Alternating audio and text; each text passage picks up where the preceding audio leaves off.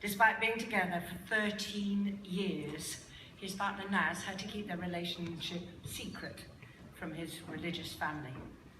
When Naz did come out in July 2014, he was told to see a psychiatrist and to seek a cure, something that proved too much for him.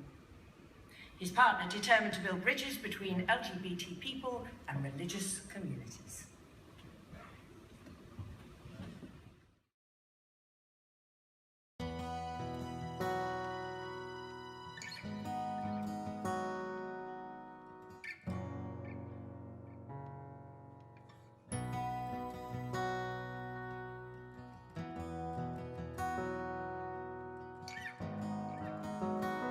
We first met in Birmingham in 2001.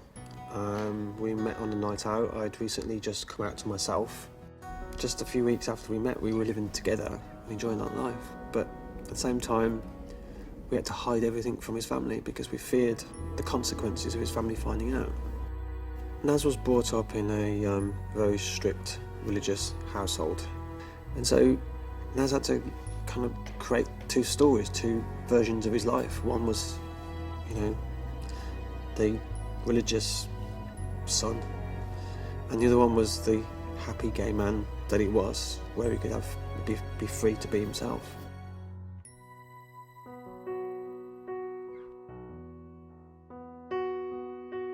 Naz was very committed to the love of his mum because all he ever wanted was the unconditional love of his mum. And imagine how hard it is to, at that moment when you seek that unconditional love of telling your own mother about who you really are, but then for the reaction to be told to go to see a psychiatrist to find a cure because they thought it was a disease.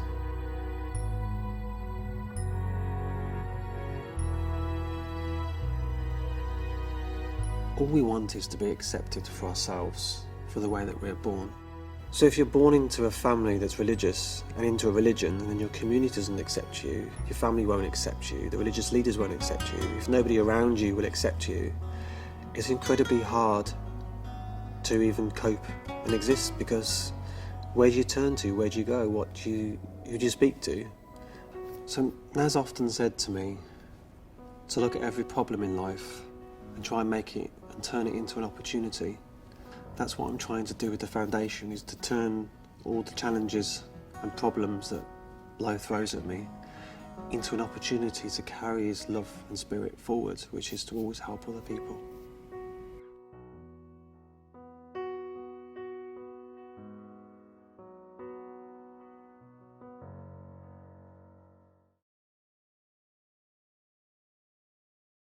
That's what I'm trying to do with the foundation, is to turn all the challenges and problems that life throws at me into an opportunity to carry his love and spirit forward, which is to always help other people.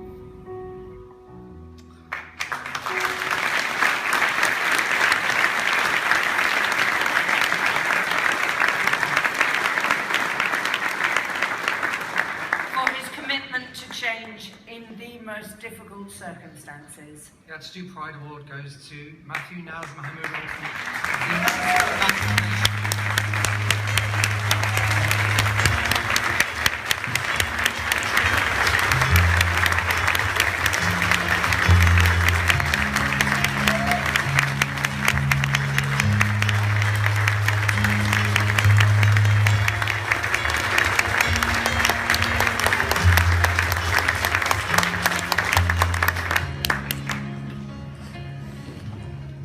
Hello, can everyone see me? I can't see you, I haven't got my glasses on, so.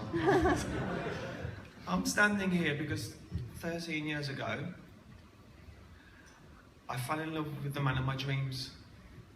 And the night that we met Naz, Dr. Nazim Mahmood, we fell hopelessly and intensely in love with each other. But to enjoy our lives together and love together, we had to leave Birmingham to move to London so we could just be free to be ourselves. And in London, we had the time of our lives. We were happy. We enjoyed ourselves. We bought the place of our dreams. We travelled the world. We met some amazing friends. Some of them here today. Special mentions to Beth and Louise. My mum's also here today, and also Trish, who can't be here today, but she's a special welcome.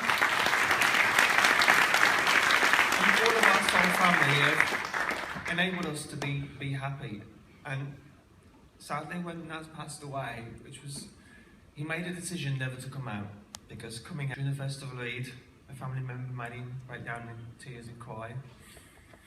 And I don't like to name names, but a parent came up to him and said to him, "Why are you crying? Why are you crying? Is it because you like men?" And Naz was such an honest and genuine man that he didn't know how to do anything but to respond honestly. And when he was asked the question, "Is it because you like men?" and even though he didn't want to come out to his family, he said, "Yes, I'm in love with Matt, and we've got plans to get married. We've been together for 13 years.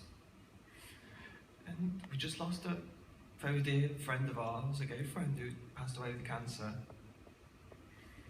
And 2 days after that, I started a new job. I went to work. Naz was at home because he booked the time off for Eid. But he was at home on his own. Spoke to him in the morning, spoke to him at lunchtime.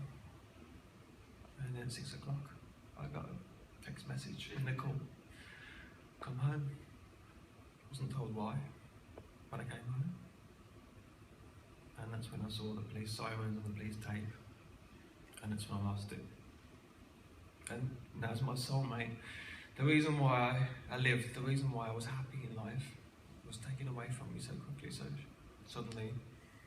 All because his religion that he was born into, that he didn't follow, but his family followed. And all because they all believed in a religion, a book that was written by a man just a few thousand years ago.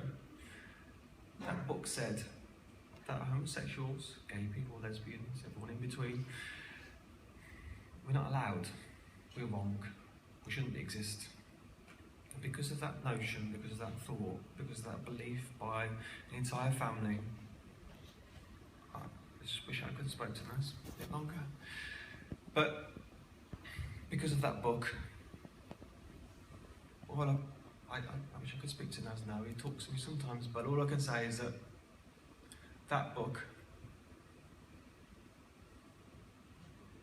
made him disappear 2 days after his family confronted him about his sexuality. And the reason why I'm standing here today, I have to say thank you to everyone who's enabled me to help with Naz and Matt Foundation to walk 150 miles in April, especially Louise, who wouldn't let me walk on my own. She picked me up off the floor one day and she said, "Mate," we said, we're going to get to Luton, but you're going to get to Luton. But this ward, it's not really a ward. It really is a recognition to say, Naz, he's not forgotten. And my name is Matthew Ogston, but in July the 30th, 12 months after Naz passed away, my name is officially changing to Matthew Naz Mahmood-Ogston, so that whenever I write my name in everything I do, he can never be forgotten, because every time I write my name, his name will always be there. So I just thank you, Naz, and everyone here today. I can't see you, but my glasses on.